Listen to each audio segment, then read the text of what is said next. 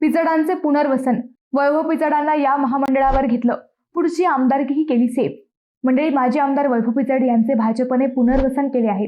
महाराष्ट्र राज्य सहकारी आदिवासी विकास महामंडळ मर्यादित नाशिकच्या संचालकपदी माजी आमदार वैभव पिचड यांची बिनविरोध निवड करण्यात आली आहे। आदिवासी महामंडळाच्या सन 2025-31 या कालावधीसाठी संचालक मंडळाचा निवडणूक कार्यक्रम जाहीर झाला होता।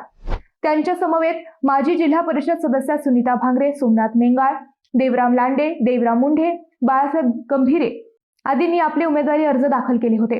अर्ज माघारीच्या अखेरच्या दिवशी पिचड वगळता सर्वांनी आपले उमेदवारी अर्ज मागे घेतल्याने त्यांची संचालकपदी बिनविरोध निवड झाली। ही निवड बिनविरोध होण्यासाठी मुख्यमंत्री फडणवीस आणि पालकमंत्री विखे यांनी खास प्रयत्न केले।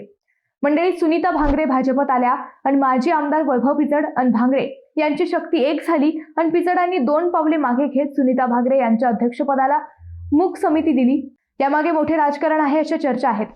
आगामी विधानसभेला आमदार लहामटे यांच्या विरोधात वैभव पिचड अशी लढत दिसेल आणि त्यात भांगरे यांची शक्ती आता पिचडांचे काम करेल असे सूत्र ठरले असल्याची चर्चा आहे।